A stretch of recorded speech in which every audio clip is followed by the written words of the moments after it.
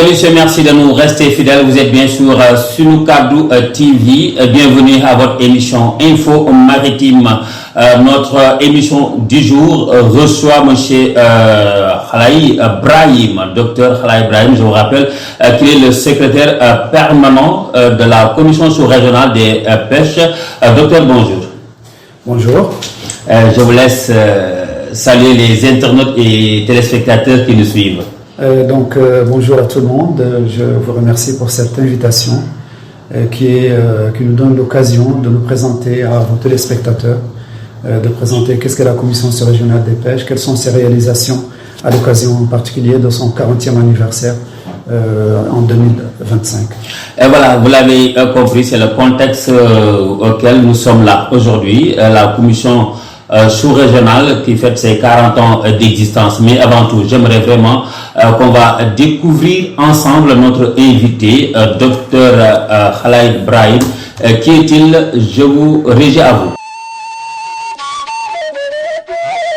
Dr Khalaï Brahim est l'actuel secrétaire permanent de la Commission sous-régionale des pêches. Ingénieur halieutique, Dr Brahim a obtenu son doctorat à l'Université Bretagne occidentale à Brest. Sa carrière a débuté en 1992 à l'Institut mauritanien de recherche océanographique et des pêches où il a gravi les échelons, devenant ainsi chef de laboratoire puis conseiller scientifique. Avec une formation scientifique et une expertise en gestion des ressources marines, Dr Brahim est reconnu pour son leadership stratégique dans le secteur des pêches et son engagement à promouvoir une approche durable et inclusive pour la gestion des océans en Afrique de l'Ouest. Son travail a porté principalement sur l'appui scientifique à la gestion des ressources halieutiques. Dr Brahim a coordonné par la PNUE la composante biodiversité, habitat et qualité de l'eau du projet de protection du courant des Canaries impliquant 7 pays d'Afrique de l'Ouest avec un volet pêche financé par la FAO ainsi qu'un programme de gestion de littoral ouest africain en Mauritanie financé par la Banque mondiale. Dr Brahim a également été un membre actif du comité scientifique conjoint Mauritanie-Union européenne pour le suivi de l'accord de pêche Mauritanie-Union européenne. Dr Brahim siège au conseil scientifique du parc national de Banque d'Arguin.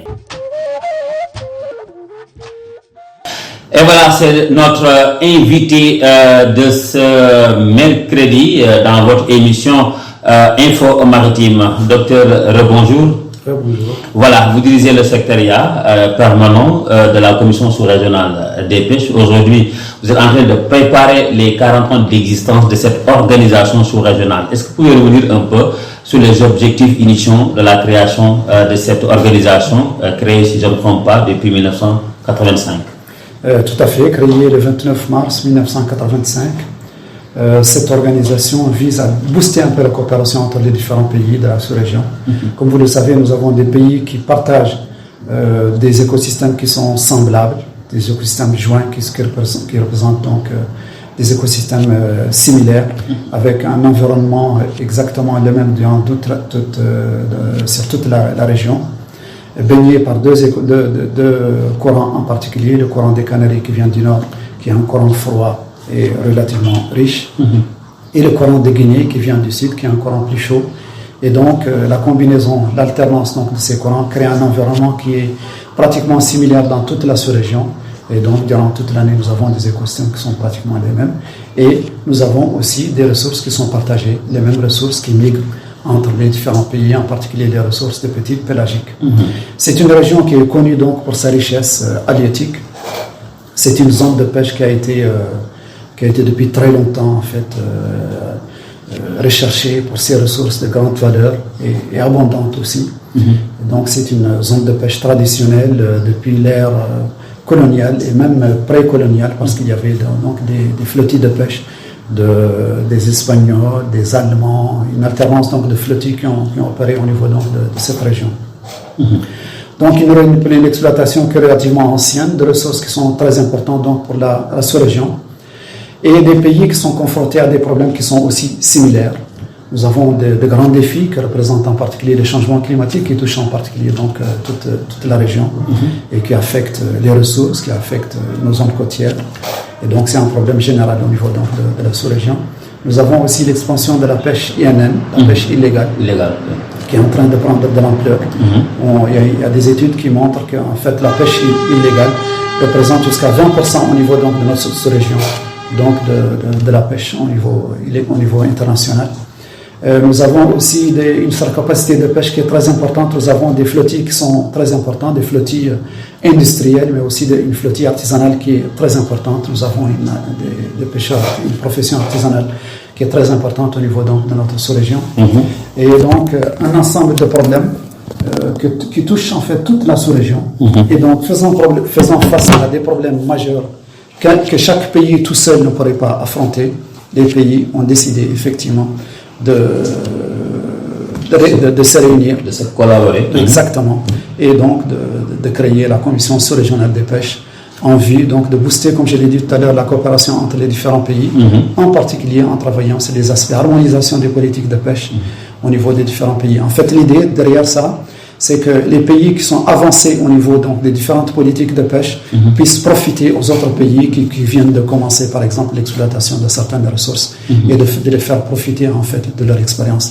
C'est ça l'idée de base donc, qui a permis donc, de mettre en place cette organisation. Là, vous êtes en train de préparer les 40 ans d'existence de cette organisation. Aujourd'hui, vous mettez focus sur la gestion durable de ces ressources halieutiques. 40 ans d'existence, qu'est-ce que vous pouvez dire en termes de succès concernant ce combat? Vous savez, l'aménagement des pêches représente quelque chose d'extrêmement important au niveau, donc, comme je l'ai dit tout à l'heure, tout ce qui est problème de changement climatique, tout ce qui est problème de surcapacité de pêche avec la surexploitation des ressources. Donc l'enjeu d'aménagement des pêches représente quelque chose d'extrêmement important, et donc nous, on s'est lancé dans un premier temps vers cet aspect, en particulier en développant certains instruments. Nous avons développé la convention sur les conditions minimales d'accès qui permet en fait de structurer au niveau des différents pays les instruments qui leur permettent de limiter en fait le libre accès, mais aussi de bien exploiter les ressources au niveau des différents pays. Ensuite, dans la même année, avec l'importance donc de la pêche illégale qu'elle est en train de prendre au niveau donc, de notre sous-région, on a développé la convention sur le droit de poursuite des navires et son protocole qui ont été signés par les pays en 1993. Donc ça permettait effectivement aux différents pays de collaborer pour la poursuite des navires voyous qui opèrent au niveau donc, de notre sous-région, et donc avec la convention et son protocole. Sinon, il y a les appels donc, de Nouakchott et de Dakar pour un peu développer aussi cet aspect, parce qu'en fait, la pêche INN est en train de prendre de l'ampleur dans notre sous-région. Et dernièrement aussi, nous avons développé un instrument très important qui est la convention suivi, contrôle et surveillance des pêches, dont la portée est de coordonner en fait l'action générale pour lutter contre le développement de la pêche INN au niveau de notre sous-région. Cette convention elle a été déjà signée par 3 de nos pays et nous sommes maintenant en passe donc de la signer. Tous les pays ont donné leur accord de signer cette convention qui va jouer un rôle très important au niveau donc de la coordination donc des moyens de lutte contre la pêche INN au niveau de notre sous-région. Et nous avons développé, en particulier avec votre permission, nous avons développé une expertise en particulier pour tout ce qui est lutte contre la pêche INN. Nous avons développé des projets qui ont permis donc de mener donc des opérations conjointes pour essayer d'arrêter les navires qui opèrent, les navires qui font de la pêche illégale au niveau donc de notre sous-région. Revenons un peu sur la pêche INN. Vous avez parlé de conventions dont déjà 3 sur 7 pays ont déjà signé. Certes, les autres ont donné déjà leur accord. Mais sur le plan juridique, est-ce que cette convention est collective sur le plan juridique? Est-ce que vous pouvez revenir un peu sur ça? Oui, en fait, la convention, elle permet donc aux pays de mettre ensemble leurs moyens, d'échanger les informations. Si vous avez un navire, par exemple, un navire voyou qui pratique la pêche illégale au niveau donc du Sénégal, que ce navire soit transmis donc au niveau donc des pays voisins, qu'on sache qu'il faut faire attention avec ces navires, qu'il y a un échange d'informations assez important au niveau de cela, la mise en place de certains un corps donc d'observateurs donc au niveau régional qui vont travailler au niveau sous-régional pour collecter l'ensemble des informations, pour aussi développer les moyens pour capturer les navires, pour arrêter donc les navires au niveau donc, de la sous-région. Et donc c'est un engagement global de s'engager globalement, collectivement, pour lutter contre la pêche INN au niveau donc, de la sous-région. Ok, maintenant par rapport toujours à la pêche INN, est-ce qu'il y a un accord commun concernant une loi qui va peut-être concerner tout, ou bien chaque pays va essayer d'adapter cette convention selon sa juridiction? En fait, c'est une convention qui s'applique aux droits donc, des différents pays. D'accord. Et les différents pays s'adaptent par rapport donc, à cette convention. Quand ils signent cette convention, elle représente donc un engagement par rapport à cette convention. C'est un engagement en particulier par rapport aux autres pays. Et c'est surtout cet échange-là. C'est se mettre ensemble pour lutter contre la pêche INN que représente en fait cette convention. Vous parlez d'acquis depuis 40 ans, mais est-ce qu'il y a d'autres organisations internationales qui collaborent avec la Commission sous-régionale? Ah oui, bien sûr, la collaboration est un axe prioritaire, est un des axes les plus importants pour la Commission sous-régionale de pêche. Nous travaillons avec plusieurs partenaires et organismes internationaux, donc nous travaillons avec la Banque mondiale, ce qui nous a permis de développer certains projets, en particulier au niveau de la Banque mondiale. Nous travaillons avec l'Union européenne. D'ailleurs, nous avons développé récemment, nous venons de finir un projet qui s'appelle le PESCAO régional qui vient de se terminer, et nous sommes en train d'entamer un autre projet qui s'appelle WASOP, qui doit démarrer incessamment et qui est orienté en particulier sur la pêche INN. Nous travaillons aussi avec la FAO et le programme IAF Nansen. Nous avons travaillé aussi avec la BAD,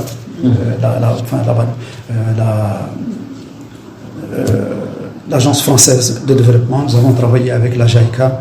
Nous sommes en train de développer, nous avons besoin donc de développer la collaboration pour pouvoir mettre en place des programmes, mais aussi pour obtenir donc des moyens qui nous permettent un peu de travailler et d'appuyer les pays dans ce cadre. Voilà, ça ce sont les organisations peut-être internationales, mais concernant la communauté des pêcheurs dans tous les pays, les 7 pays membres, est-ce que réellement il y a une implication de ces acteurs de pêche concernant un peu sur la sensibilisation par rapport à l'impact économique de la mission de la Commission sous-régionale? Vous savez, la pêche, le pêcheur lui-même représente un acteur qui est très important pour la Commission sous-régionale des pêches. Nous pensons qu'il est important que les acteurs soient sensibilisés, l'ensemble des acteurs, des décideurs, jusqu'aux professionnels eux-mêmes, qui doivent se sentir en fait propriétaires de la ressource.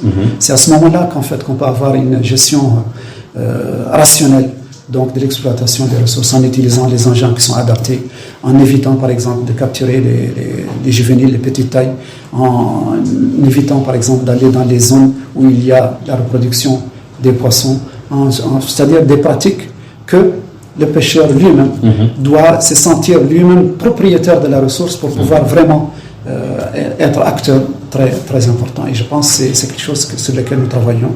Nous travaillons avec les associations au niveau donc, régional, mais aussi au niveau donc, des associations. Nous travaillons avec CORPA, nous travaillons avec ADEPA. Et donc nous avons développé, par exemple, en 2009, un projet qui permet donc la reconversion de certaines, vers des fonds en particulier, dans le domaine des pêches, vers certains... vers d'autres activités qui permettent en fait d'alléger un peu la pression de pêche aussi donc, sur les ressources. C'est important. Est-ce que vous pouvez revenir un peu sur l'impact économique, social concernant les différentes activités que vous avez déjà énumérées tout à l'heure? Donc, comme vous le savez, le secteur des pêches joue un rôle essentiel au niveau donc, de la sous-région. Il représente entre 15 et jusqu'à 20% du PIB donc, des différents pays, jusqu'à en tout cas jusqu'à 12% des PIB au niveau donc, de la sous-région. Donc le secteur de pêche représente quelque chose d'extrêmement important au niveau de le pays. Et donc nous, on travaille sur le développement donc, de la mise en place de politiques de pêche qui sont des politiques rationnelles, des politiques d'exploitation durable. Et c'est en ce sens-là qu'en fait, que nous avons un rôle important en essayant de pousser les pays vers des exploitations et surtout, comme je l'ai dit au départ, faire profiter les pays des politiques qui sont réussies au niveau des autres pays pour que les pays s'inspirent des politiques réussies et qu'on mette en place des mesures de gestion qui sont adaptées et qui permettent en fait à nos ressources de s'améliorer avec l'exploitation qui devient de plus en plus aiguë ces derniers temps. Ok, mais il y a toujours le problème de l'efficacité sur la transparence. Est-ce que vous pouvez revenir sur ça? Parce que là, c'est une question qui revient souvent concernant la gestion de la commission, de l'organisation en tant que telle. Oui, merci. Effectivement, c'est quelque chose d'extrêmement important. La transparence, c'est un fondement de la réussite d'une politique. Sans transparence, ça peut laisser de la place à la mauvaise gestion, ça peut laisser de la place à de la corruption, ça peut laisser de la place à beaucoup de mauvaises activités qui peuvent en fait brouiller un peu nos politiques de pêche. Et nous pensons que la transparence est quelque chose de très important. Nous développons en fait, nous avons développé un outil qui s'appelle le dashboard, avec d'ailleurs l'appui donc de la Banque mondiale de projets FAO régional. Et donc c'est un outil qui permet donc de collecter les informations sur donc le secteur des pêches globalement. Qu'est-ce qui est pêché, comment c'est pêché, le nombre de navires, donc un ensemble d'informations qui sont très importantes. Quels sont les opérateurs qui sont actifs, quels sont les bateaux qui font la pêche INN dont on parlait tout à l'heure. Donc c'est un outil qui permet en fait de collecter un ensemble d'informations et un ensemble d'informations qui peut garantir un peu un minimum de transparence dans la pêche. Nous incitons aussi les pays à s'impliquer davantage dans comment ça s'appelle la Fondation internationale pour la transparence des pêches. Ok. Sur le plan juridique, est-ce qu'il y a des organismes internationaux qui vous appuient sur peut-être l'élaboration des textes adaptés aux juridictions de ces pays? Oui, bien sûr. Nous travaillons, comme je l'ai dit tout à l'heure, nous travaillons avec la Banque mondiale, avec la FAO, avec l'Union européenne, avec la JICA, avec donc beaucoup d'organismes. Et donc l'idée c'est qu'ils nous financent en fait des projets.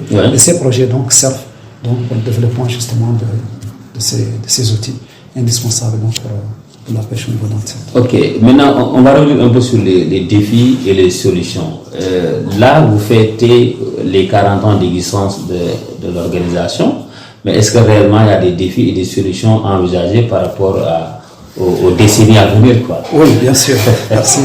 En fait, le premier défi qu'on avait connu au départ, c'était un peu la reconnaissance du rôle de la Commission sous-régionale de pêche. En fait, l'idée c'est que les pays soient convaincus donc, de collaborer ensemble et de travailler ensemble pour justement garantir cette collaboration qui est profitable à l'ensemble donc, des ressources. Comme je l'ai dit, nous avons des ressources qui sont partagées, nous avons des problèmes qui sont similaires. Et donc il s'agit de se mettre en place pour donc travailler ensemble. Donc je pense que ça c'est quelque chose d'extrêmement important sur lequel nous on travaille.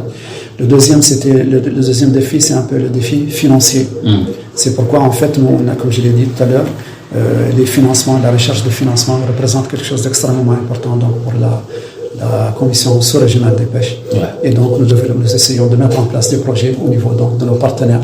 Et ce sont ces projets-là qui vont nous permettre en fait de mettre en place nos activités et de travailler au profit donc des différents pays. Mais il y a espoir que ces défis-là soient relevés.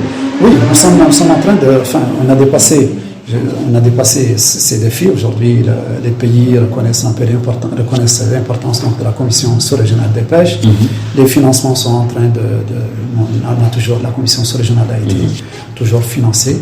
Et actuellement, nous sommes en train effectivement de redémarrer une nouvelle ère.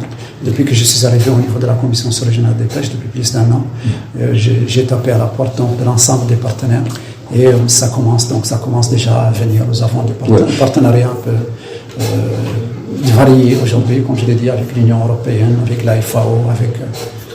Oui, vous parlez de défis certes à relever, mais ce qui veut dire que donc vous avez pu évaluer depuis que vous êtes porté à la tête de cette organisation. Est-ce qu'après évaluation, vous avez pu déceler des manquements par rapport au fonctionnement de l'organisation? Ah, bien sûr. Le fonctionnement de l'organisation, c'est que il y a au niveau institutionnel, au niveau organisation interne de la commission, la commission était organisée sous forme donc de départements. Et depuis 2 ans, il y a eu une évaluation qui m'a précédé d'ailleurs, un audit sur le fonctionnement, le financement donc, de la commission sous-régionale des pêches qui a été opéré. Et donc il a demandé à ce que la commission sous-régionale des pêches puisse travailler sur les axes qui sont les plus importants en recrutant des coordinateurs, ce qui permet en fait d'alléger les coûts et que en fait on travaille par projet. On recrute donc les coordinateurs suivant donc quand il y a des projets de pêche pour alléger un peu le coût. Surtout les lenteurs et lourdeurs administratives. Exactement, pour alléger les lourdeurs, mais aussi surtout pour que les financements ne soient pas un problème à chaque fois. Donc, c'est toujours sous-tendu par donc un financement. Ça a son côté positif, mais ça a aussi un côté négatif. C'est l'aspect surtout continuité, c'est-à-dire que si on recrute un coordinateur et que demain on l'a plus, donc ça peut représenter effectivement un danger aussi à long terme. J'ai posé cette question de transparence, mais remarque est que vous tardez toujours à organiser la fête des 40 ans de cette organisation. C'est quoi exactement le blocage? Est-ce qu'il y a des pays qui...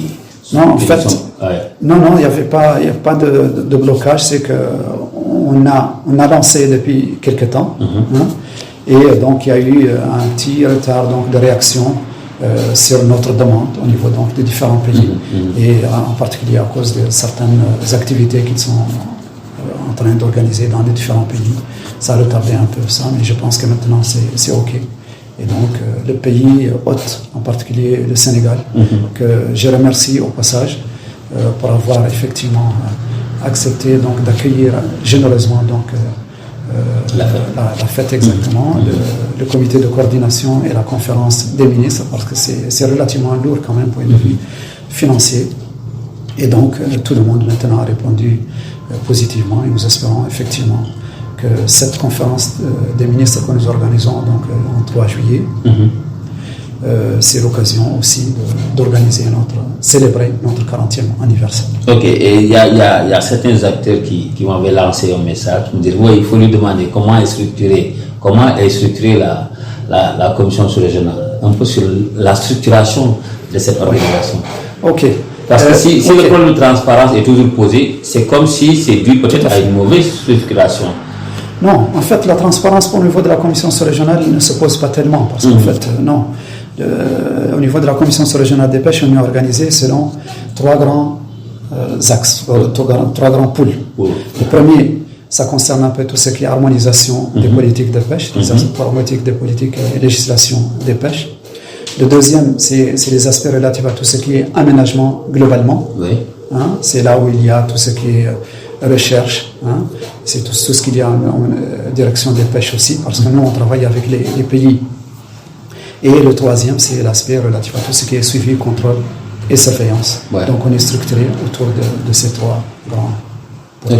Voilà. Donc c'est comme ça que c'est structuré l'organisation. Maintenant, revenons un peu sur la pêche INN. Je vais revenir sur ça parce que la question c'est par rapport à la surveillance qui doit normalement être adaptée aux nouvelles technologies. Est-ce que là, il y a les améliorations par rapport à ça, ou bien c'est des perspectives que vous dégagez dans l'avenir?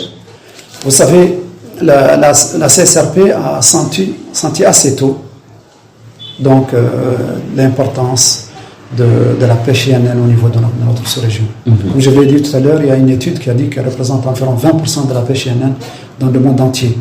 Et donc c'est en fait, on ne veut pas dire que c'est un foyer de la pêche INN, notre sous-région, mais c'est dire qu'en fait c'est extrêmement important, il est en train de prendre de l'importance au niveau.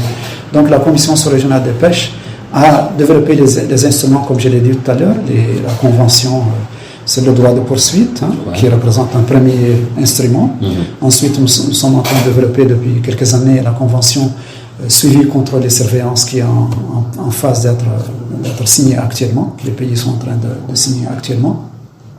Et nous avons aussi développé des projets dans lesquels nous appuyons les pays, renforçant les capacités de ces structures donc, de surveillance et de contrôle et de surveillance au niveau des différents pays par des formations, mais aussi par la fourniture de certains équipements, même si certains équipements, moi je pense, ne sont pas très importants, mais on ambitionne pour améliorer un peu dans le futur cela. Et en plus, nous conduisons donc des opérations conjointes. Donc nous prenons des navires qui sont actifs au niveau de la région et nous faisons donc des opérations de contrôle et de surveillance au niveau donc de la sous-région. Adapté aux nouvelles technologies. Oui, bien sûr, on utilise bien sûr tout ce qui est outils de détection spatiale, des navires, des navires. Mais aussi, nous pensons que ça, c'est probablement le futur.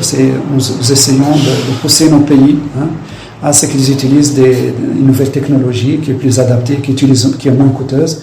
Vous savez, les drones aujourd'hui, l'utilisation des drones aujourd'hui est quelque chose. Il y a aujourd'hui le développement de certains drones qui sont très adaptés pour la surveillance, le contrôle de la surveillance en mer. Et nous essayons de pousser nos pays justement vers cela, pour l'utilisation des moyens qui sont plus légers, qui sont plus rapides, mais ça demande effectivement des moyens humains, ça demande un appui assez important. Ouais. Nous espérons effectivement évoluer vers cela dans le futur. Ok.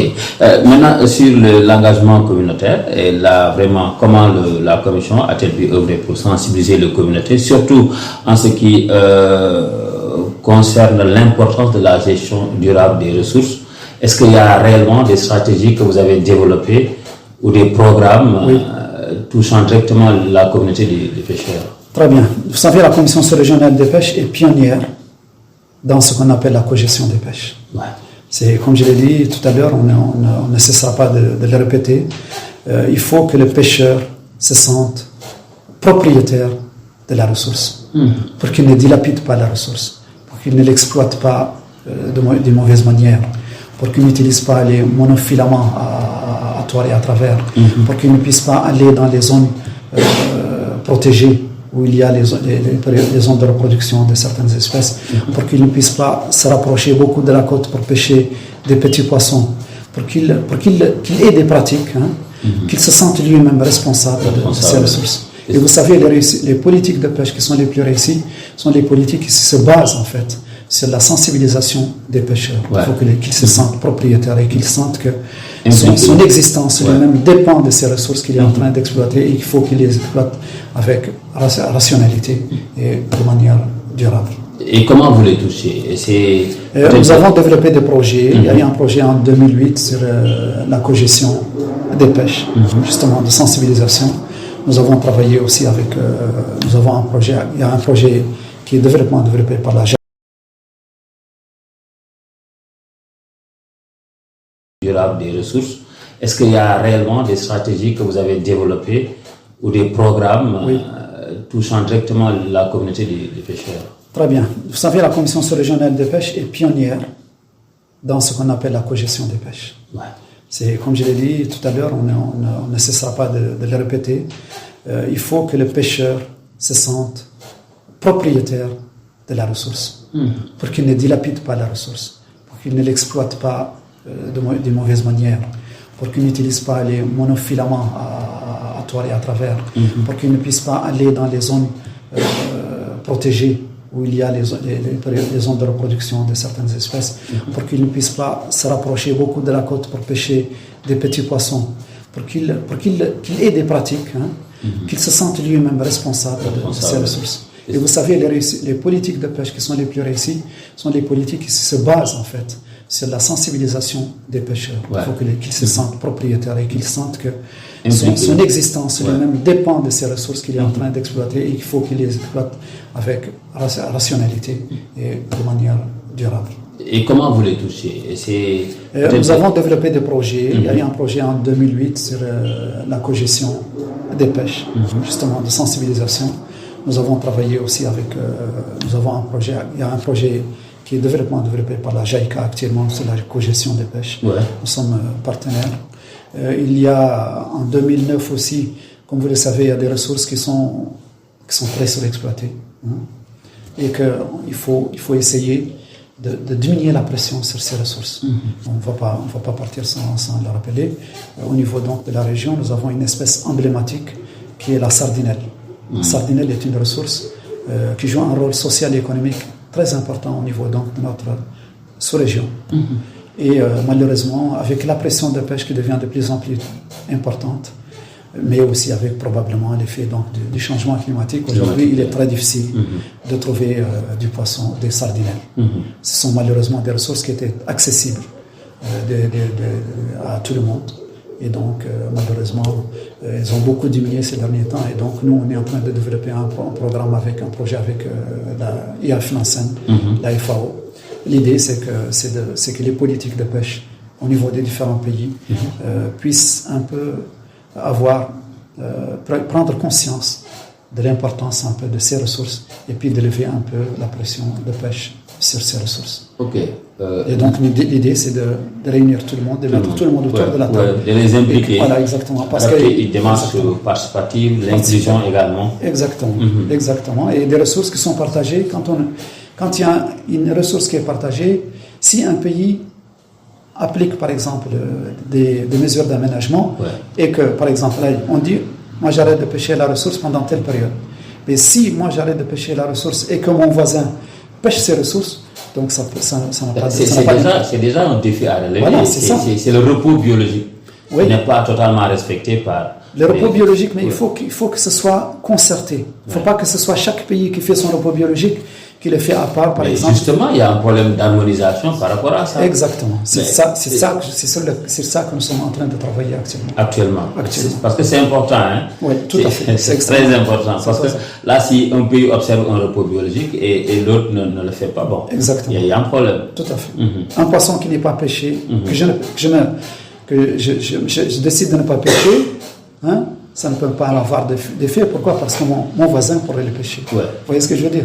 Et donc, il faut que tout le monde prenne des mesures concertées et harmonisées qui puissent avoir un impact plus important sur les ressources à long terme. Tout à fait, exactement.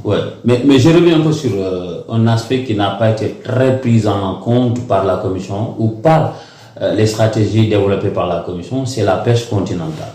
C'est comme si... Tout à fait. C'est traité en parent pauvre dans les initiatives de la Commission. Tout à fait, nous le reconnaissons effectivement. Nous sommes orientés un peu vers le milieu marin, le milieu océanique, le milieu qui regroupe un peu tout le monde. Vous voyez, c'est surtout ça qui a fait que la Commission régionale est orientée vers ça. Mais on espère effectivement que dans le futur, on ait un peu plus de moyens humains qui va nous permettre effectivement d'aborder cet aspect, mais aussi l'aquaculture. Vous savez, au niveau de la région, nous avons des potentialités qui sont énormes au niveau de l'aquaculture. Vous avez inclus ça dans votre programme? Nous sommes en train maintenant de développer une stratégie qui va effectivement, à partir de 2025-2026, développer certains projets qui vont permettre de développer donc, des projets d'aquaculture. En particulier, comme je l'ai dit, nous avons des pays qui sont en avance au niveau de l'aquaculture. Et donc, les expériences réussies, qu'on peut utiliser donc, pour les autres pays. Mais là, le problème de ressources humaines va se poser. Hein? Oui. Parce que là, pour développer ou intégrer ces aspects-là, la pêche continentale, l'aquaculture, la Commission régionale a besoin encore d'autres ressources humaines pour... Oui, je pense effectivement, nous sommes en train de se doter maintenant de moyens humains. Nous sommes en phase donc de recruter des coordinateurs dans le futur proche. Nous allons recruter un personnel et ça va nous permettre effectivement de pouvoir d'abord mener nos activités plus amplement et donc effectivement toucher des problématiques qui n'ont pas été jusqu'à présent. Il y a l'aspect genre également qui est souvent mentionné et c'est l'implication des femmes dans les programmes. Est-ce que réellement la promotion du rôle des femmes dans le secteur de la pêche au cours de ces 4 ou 40 dernières années? Oui, vous savez, la femme dans notre région est un acteur très important.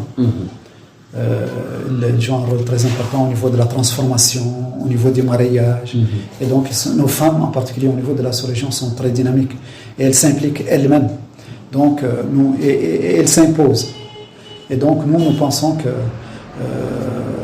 développer des projets globaux pour la pêche de manière générale touchera forcément les femmes. Il y aura toujours un aspect qui va toucher certaines femmes. Et avec en 2008-2009, par exemple, il y avait une orientation assez importante sur les raies et requins. Et donc, il y avait une diminution donc, des raies et requins au niveau de la région. Et on a développé des projets un projet qui permettait en particulier donc, de diminuer la pression sur les raies et requins. Et l'enjeu, c'était donc qu'il n'y ait pas beaucoup de demandes sur ces ressources pour que les pêcheurs ne font pas de pression donc, sur ces ressources plus importantes pour diminuer la pression donc, sur ces ressources. Et donc, on a développé un projet qui permettait de reconvertir certaines formes transformatrices vers d'autres activités pour laisser en particulier les requins, pour les reconvertir vers d'autres ressources, en particulier pour tout ce qui est sardinelle et autres ressources plus abondantes et moins fragiles, moins vulnérables.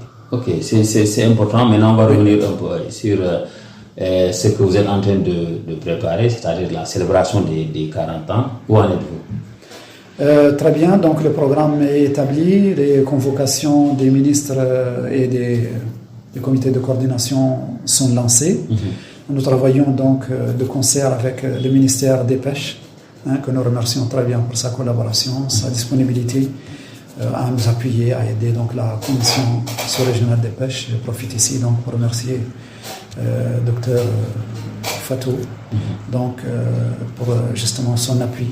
Et donc nous sommes en train donc de préparer, le programme est déjà, l'agenda est déjà établi et donc nous allons lancer. Mais vous n'avez pas encore fixé la date? Si, la date est déjà fixée, donc c'est du 1er au 3 juillet. Le 1er et le 2, donc c'est le comité de coordination, c'est-à-dire c'est les directeurs des pêches qui vont se réunir pour traiter en fait les différents points qui sont à l'ordre du jour. Le soir du 2, c'est la fête donc de la célébration donc du 40e anniversaire avec la présence donc des ministres qui arrivent donc dans la journée. Et le lendemain donc c'est la conférence donc des ministres avec l'adoption donc du plan de travail et budget donc pour les années 2025 et 2026 parce que vous le savez on a une conférence des ministres tous les 2 ans et donc c'est l'occasion donc d'adopter le plan de travail et budget annuel pour les 2 années à venir. Ok, maintenant il y a un aspect également à souligner, c'est par rapport à la promotion de l'événement. Aujourd'hui, beaucoup d'acteurs de pêche, que ce soit la pêche continentale, la pêche industrielle comme artisanale, les acteurs encore ne connaissent pas réellement le contenu de ce programme des 40 ans de la commission sous-régionale. Est-ce que sur l'aspect communicationnel, la promotion de l'activité, il n'y a pas... Merci, merci très bien. Effectivement, bon, il y a cette conférence des ministres à laquelle il y aura comme vous le savez, on ne pourra pas inviter tout le monde, mais il y aura certainement des représentants des pêcheurs. Mais aussi, il faut dire que notre activité s'étend sur toute l'année.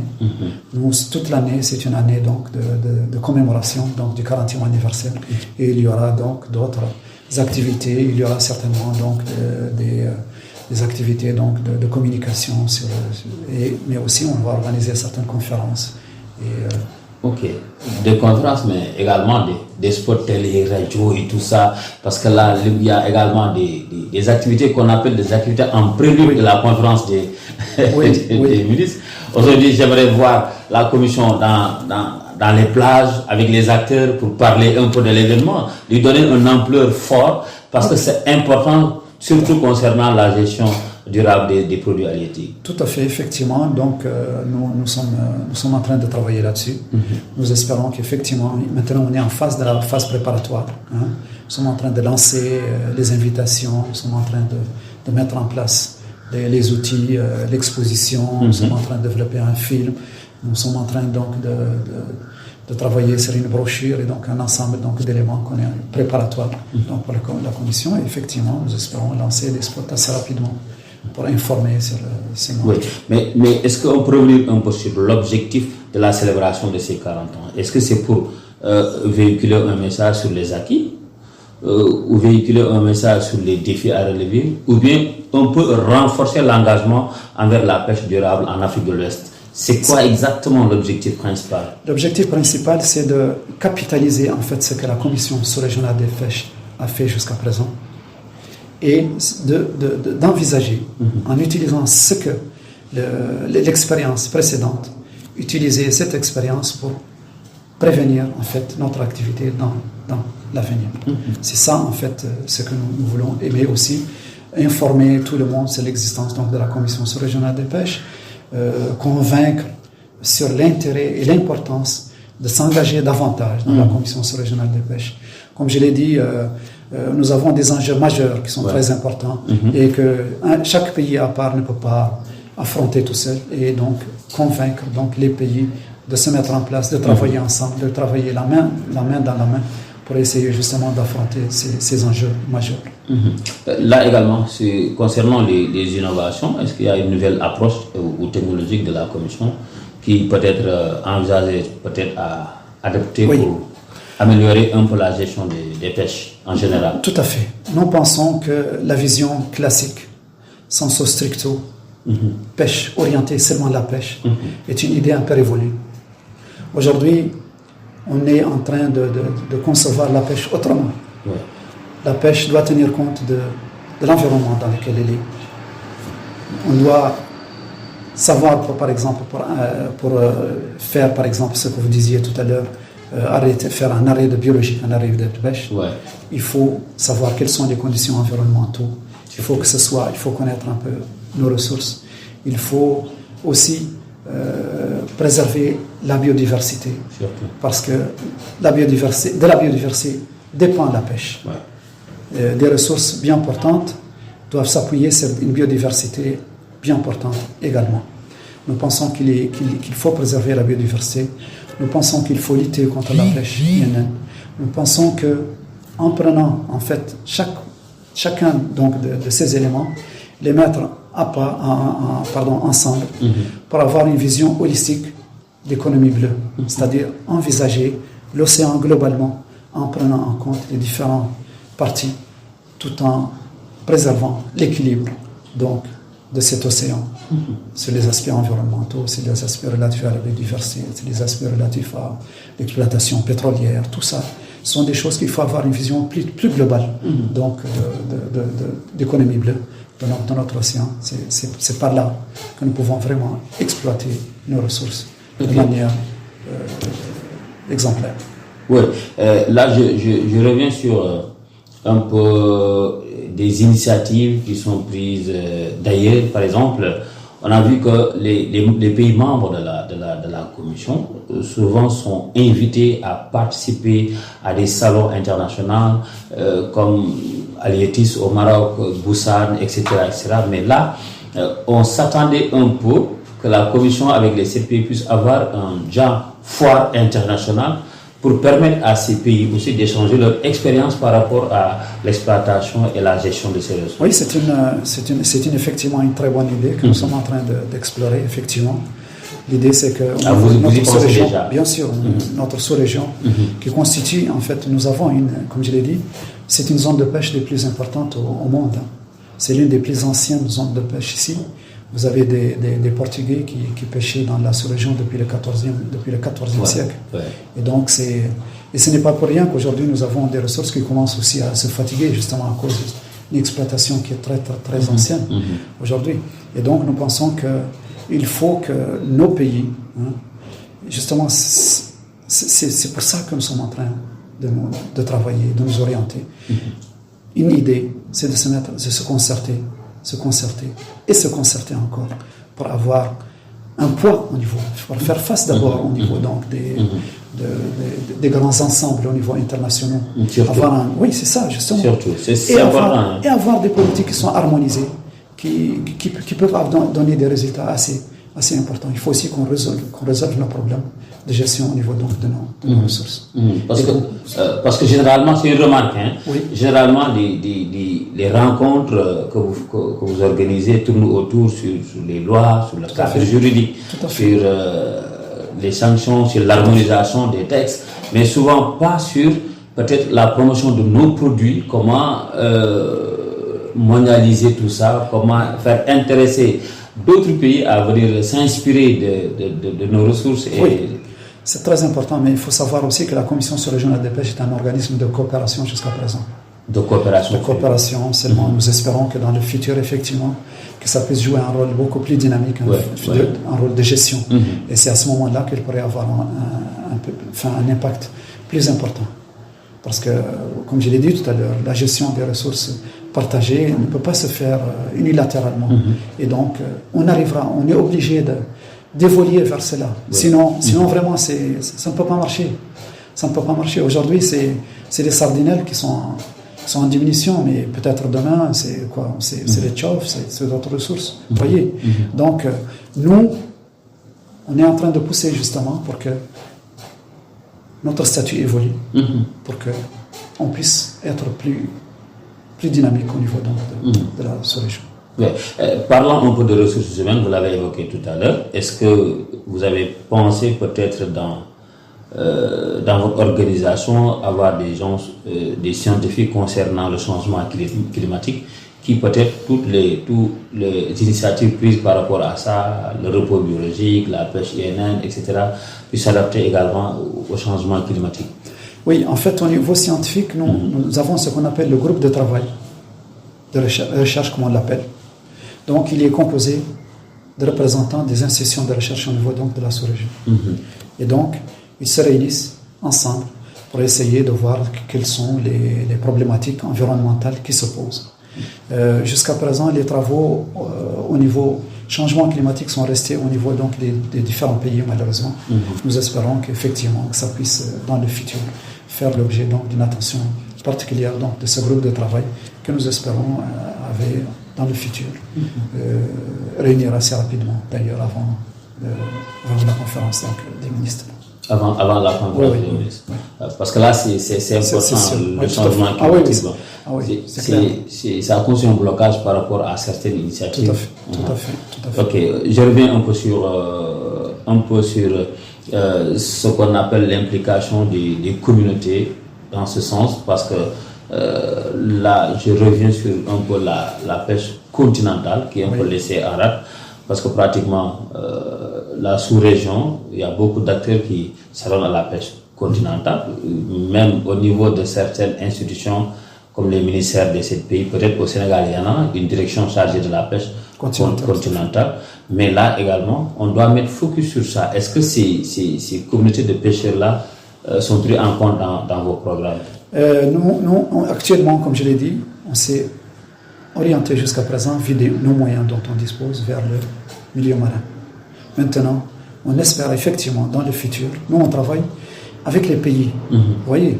Et donc, quand il y a des problématiques, oui, la pêche continentale. On les signale. Voilà, quand il y a des problématiques, on nous demande effectivement, il faudrait qu'on travaille sur cet aspect. Donc, c'est collégial, c'est pris dans le groupe de travail, par exemple, recherche dont on parlait tout à l'heure, ou le groupe de travail suivi, contrôle et surveillance. Donc, l'orientation ou les activités sont définies dans le cadre donc, de ce groupe de travail. Le groupe de travail et jusqu'à présent, effectivement, nous avons assez de problèmes. C'est le groupe qui donne les orientations. Oui, c'est le groupe en fait. Ok. Mais cela dit, la pêche continentale va occuper une place importante dans le futur pour tout ce qui est lutte contre l'insécurité alimentaire, mais aussi lutte contre la pauvreté au niveau donc, de notre sous-région. C'est quelque chose de très important aujourd'hui. Là, qu'est-ce que vous envisagez maintenant pour les 10 prochaines années? Pour les 10 prochaines années, ce que nous pensons, il faut dire que moi je travaille selon un mandat, j'ai un mandat donc de 4 ans. Mais pensez qu'on peut j'espère qu'effectivement qu'on peut renouveler le contrat, le mandat. Normalement, ça ne se renouvelle pas le mandat, mais bon, on espère quand même. L'essentiel, c'est quoi? C'est que je suis en train de développer actuellement une stratégie, une vision globale, qui va inciter les pays à prendre en compte les aspects relatifs à tout ce qui est, comme je l'ai dit, aquaculture. On a de grandes potentialités qui ne sont pas malheureusement utilisées jusqu'à présent. Il faut qu'on utilise, qu'on fasse donc beaucoup plus d'aquaculture. J'ai vu l'autre jour la ministre donc, des Pêches visiter certains projets donc, d'aquaculture. Je pense que nous pouvons aller plus loin. Nous avons beaucoup de potentialités, aussi bien continentales pour la pisciculture que marin. Nous avons des potentialités énormes pour, par exemple, les crevettes, pourquoi pas les thons. Il y a un projet de thon au niveau donc, du Cabo Verde. Donc, nous avons des potentialités énormes. Et l'idée, c'est qu'il faut que nos pays s'orientent vers l'aquaculture. Il faut qu'on parle de pêche et d'aquaculture en même temps. Il faut qu'on cesse de dire pêche tout court. Parce que c'est extrêmement important. On ne peut pas continuer à pêcher, oui. Mais il y a une manière, donc, quand il y a une diminution des ressources, d'essayer donc de compenser cela par l'aquaculture. Le deuxième, c'est, comme je l'ai dit, la prise en compte donc, des aspects relatifs au changement climatique. Il faut que ce soit intégré. Il faut aussi que la pollution, que les pays puissent diminuer l'effet des pollutions, que nos pays puissent s'engager à moins déverser en mer ou que les eaux soient traitées, les eaux usées soient traitées. Il faut aussi, comme je l'ai dit, globalement, avoir une vision holistique.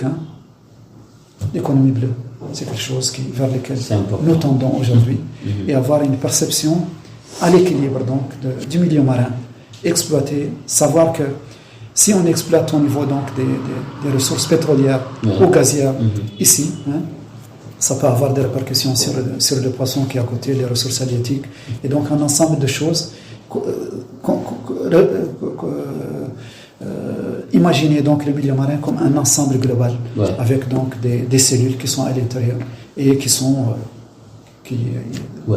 Là, vous avez évoqué vraiment un aspect très important, l'économie bleue, mais est-ce que l'exploitation du gaz et du pétrole entre la Mauritanie et le Sénégal n'aura pas un impact par rapport à ça? Est-ce que les groupes scientifiques dont vous avez évoqué tout à l'heure sont en train de réfléchir sur ça? Oui, je pense que c'est quelque chose de très important. L'exploitation pétrolière et gazière doit se faire sur certaines normes. Et vous savez, aujourd'hui, il y a une prise de conscience globale des différents opérateurs. Aujourd'hui, ils mettent tous les moyens pour essayer d'éviter justement qu'ils soient indexés comme pollueurs ou avoir donc un impact donc sur. Mais ils sont déjà indexés par certains acteurs. Bien sûr. C'est d'ailleurs une bonne chose qu'ils soient indexés. Ça permet effectivement de leur dire de faire encore plus attention. Parce que l'autre jour, j'ai appris qu'il y a eu une petite fuite au niveau donc du champ gazier. Et donc, c'est des choses qu'il faut effectivement. Et quand on dit économie bleue, c'est une économie qui prend en compte tout cela. Et donc, qui intègre les différentes composantes de l'écosystème, qui considère l'écosystème globalement avec ses différentes composantes et considérer, pour qu'il y ait un équilibre, que l'exploitation soit une exploitation rationnelle et durable. Et le groupe est en train de travailler sur ça? Oui, bien sûr, notre groupe de travail se réunira et il va travailler donc sur bien sûr tous ces aspects. D'accord. On est à 10 minutes de la fin de notre émission. Vraiment, on a pratiquement évoqué toutes les questions, mais reste peut-être à mieux approfondir sur les 40 ans d'existence de la commission sous-régionale, et vous personnellement en tant que technicien, en tant qu'ingénieur, et quelle appréciation faites-vous depuis que vous êtes porté à la tête de cette organisation? Donc je pense qu'il est important qu'on travaille avec les pays, comme je l'ai dit tout à l'heure, que les pays sachent qu'il est indispensable de se concerter, de collaborer, de travailler ensemble. Que nos ministres se réunissent prochainement pour attaquer, par exemple, l'aspect relatif à tout ce qui est sardinelle, la diminution des sardinelles. C'est extrêmement important. Et nous sommes en train de pousser vers cela. Et ça, c'est un. De deux, il faudrait aussi que les pêcheurs eux-mêmes soient conscientisés de leur rôle. Parce que il faut que ça vienne il faut que ça vienne du bas. Je vais vous raconter une anecdote. En Mauritanie, par exemple, on a travaillé pendant longtemps sur les arrêts de pêche. Les scientifiques envoyés au ministère, ils disaient la pression de pêche est très importante sur les ressources, en particulier de poulpe à l'époque. Et le ministère de pêche prenait l'avis et il n'a jamais appliqué les arrêts de pêche jusqu'au moment où c'est les pêcheurs qui a demandé à ce qu'il y ait l'arrêt de pêche. C'est-à-dire qu'en fait, c'est au moment où le pêcheur a pris conscience, quand il a senti que la ressource a diminué, que, attention, il y a quelque chose de dangereux qui s'opère, et quand la ressource diminue, ça veut dire que aussi ses ressources financières à lui vont diminuer. Donc, ils ont fait pression sur le ministère des Pêches pour qu'il y ait des arrêts de pêche. Et c'est à ce moment-là que le ministère des Pêches a obtempéré, a mis en place les arrêts de pêche de façon cyclique avec l'appui des pêcheurs. Donc, c'est-à-dire qu'il faut revenir là-dessus, le pêcheur est un maillon extrêmement important dans la gestion des pêches. On est en train de promouvoir la cogestion des pêches. C'est quelque chose d'extrêmement important. Et il y a une prise de conscience au niveau globalement, mais nous espérons que les pêcheurs vont s'engager encore plus dans la gestion de leurs biens. Il faut qu'ils sentent que c'est leur bien, la ressource, et la ressource pour eux. Que si le ministère des Pêches gère les ressources, c'est justement pour qu'eux puissent avoir des revenus à long terme. C'est l'impact économique. Voilà, voilà. Et social également. Et social. Mais vous avez du pain sur la planche parce que là, il y a beaucoup de lois, des conventions ratifiées, mais parfois le problème d'application pose déjà vraiment la principale problématique concernant parfois les instruments, ce n'est pas ça qui fait défaut aujourd'hui. Ce qui fait défaut aujourd'hui, c'est surtout l'application, comme vous le dites. Et justement, c'est avec une prise de conscience globale, prise de conscience du décideur. Bon, la plupart, on a des cadres au niveau donc de nos directions, au niveau donc de nos départements ministériels. Mais aussi, il faut que le pêcheur lui-même, le professionnel lui-même, se sente vraiment impliqué dans la cogestion. Il faut qu'on l'implique, qu'il soit impliqué, et que donc ça doit être en fait une gestion participative. Exactement. La démarche et gestion participative, comme on dit, la cogestion des ressources également. C'est important. Alors, votre dernier mot, nous vous remercions vraiment pour votre disponibilité et qu'est-ce que vous allez placer comme mot de la fin? Donc, je vous remercie de nous donner la parole à l'occasion de ce 40e anniversaire. Nous espérons que ce 40e anniversaire va être un coup d'élan pour la Commission sous-régionale des pêches, qu'elle puisse voler de ses propres ailes, qu'elle puisse, avec les projets que nous sommes en train de mettre en place, développer la collaboration avec nos pays, avoir les moyens humains et financiers dans le futur pour que la Commission sous-régionale des pêches puisse vraiment jouer un rôle fédérateur qui puisse vraiment amener les pays à se mettre ensemble pour prendre les bonnes décisions au profit donc de nos populations, mais aussi pour nos ressources, pour une pêche durable au niveau donc de notre sous-région. Merci. Merci, chers téléspectateurs également. C'était notre invité, Dr Brahim. Je vous rappelle qu'il est le secrétaire permanent de la Commission sous-régionale des pêches. Merci d'avoir suivi. Rendez-vous et puis le mercredi prochain pour un autre numéro de votre magazine Info Maritime. D'ici là, portez-vous bien.